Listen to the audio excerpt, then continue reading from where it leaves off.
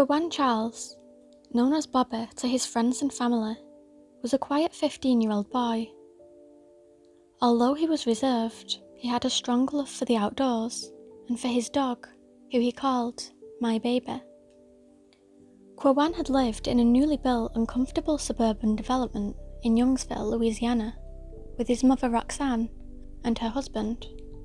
But in late October of 2020, Quawan had moved around 35 miles away to live with his father Kenneth in Baldwin. Baldwin is a rural town with a population of just over 2,200. With such a small population, its residents mainly consist of families with deep roots to the area. More than likely, they were born there. Quawan was trying to settle into this new location. He'd just started a new school and was trying to make friends. This wasn't an easy task for him because of his timid nature, but he remained in touch with one friend from his previous school. This was a 17-year-old boy called Gavin Irvin. Gavin had not had as well as an upbringing as Quawan. Gavin's mother, Janet Irvin, has an extensive arrest record that includes drug-related charges, as well as burglary and receiving stolen property. At one point, she temporarily lost the custody of two of her children after she was accused of domestic violence and neglect by the children's father. Like Quawan, the Irvins had also moved house around the same time as he did. However, the Irvins had moved to a small rented trailer in the town of Laroville, 25 miles away from Baldwin. This place was poverty-stricken, and the trailers that were there were mostly damaged, unstable, unmaintained, or just too old to be deemed comfortable. It was the afternoon of October the 30th, 2020, after a week of living in his new town of Baldwin, when Quawan Charles disappeared. His father Kenneth grew alarmed after a few hours of not hearing from his son, because he noticed that he had left his beloved dog behind. Kenneth knew that Quawan did not know the area very well. He hadn't made any friends yet, and the only time he left the house was to go to school or take his dog for a walk. By 7 p.m. that evening, Quawan's father had forced open his locked bedroom door to find that he was not there. This prompted him to contact the Baldwin Police Department, but they were very slow to react, stating to Quawan's parents that he was probably at a football game.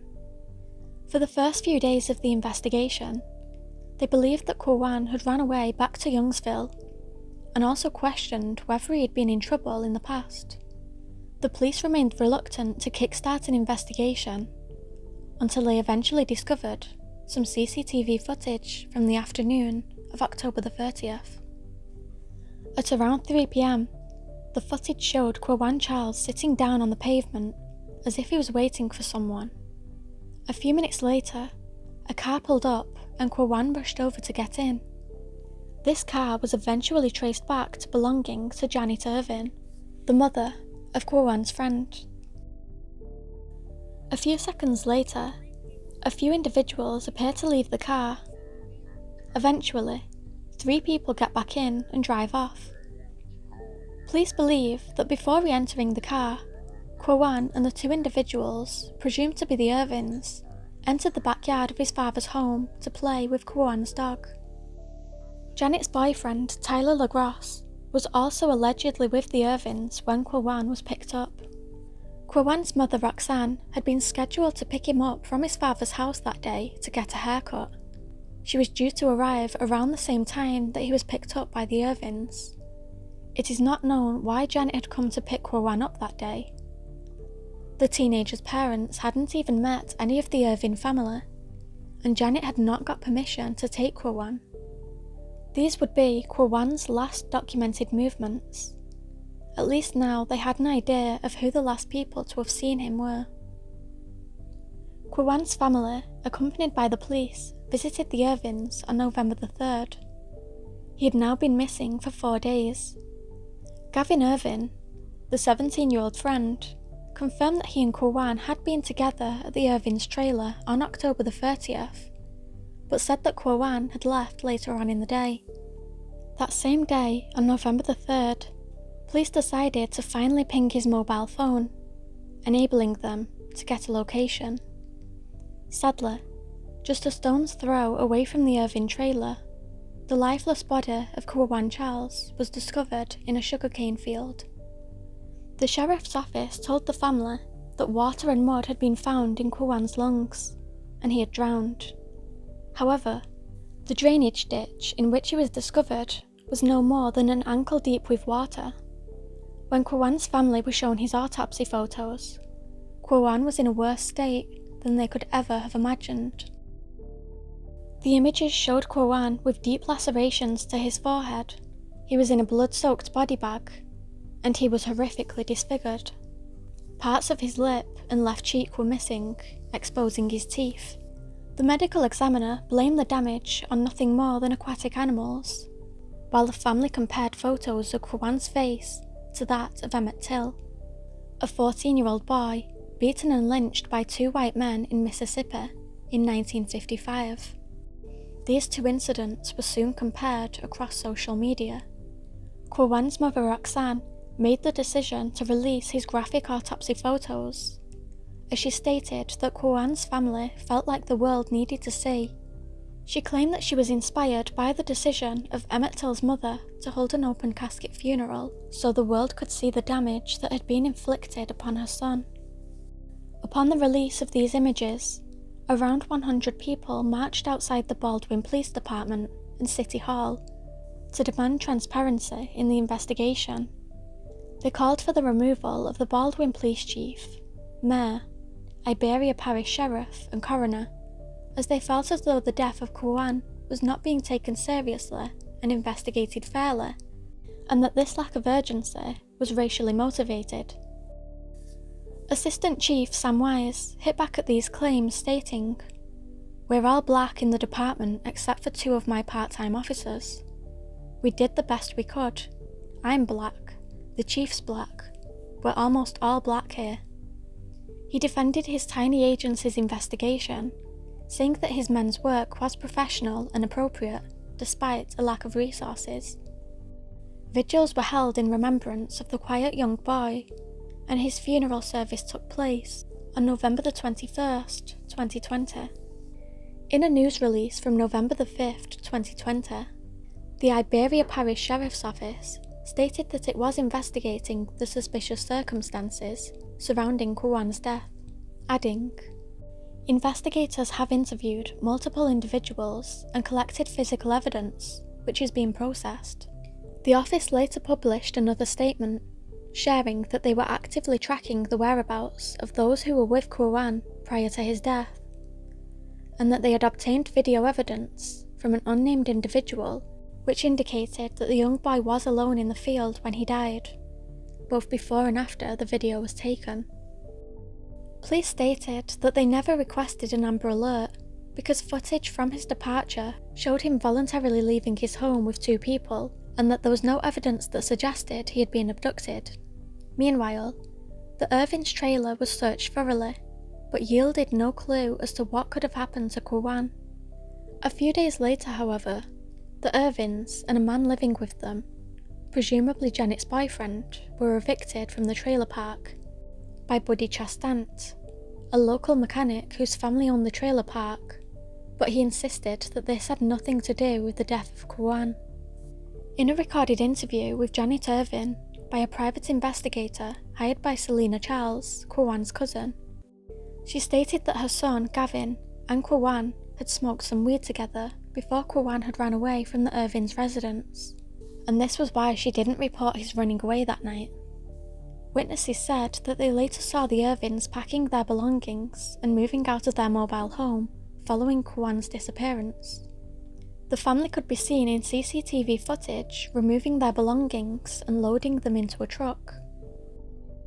The Charles family attorney, Ronald Haley, said that there is no more than 2 feet of water in the area where Quawan was found. He later told the New York Times, "Can somebody who is 5'6" typically drown in 2 feet of water? No, not unless there's another cause associated with that." The autopsy report prepared by the Louisiana Forensic Center on February the 8th, 2021, revealed that after taking drugs at the Irvins' home, Quawan was seen crawling in culverts alone near a school, acting combative and threatening to kill himself, indicating that he may have been experiencing a psychotic episode. The Charles family ordered their own independent autopsy, asking for help online via GoFundMe in raising $15,000 to conduct the autopsy. They soon raised over $100,000. According to investigators, members of the Irvin family and their inner circle stated that Quawan had been high on a hallucinogen.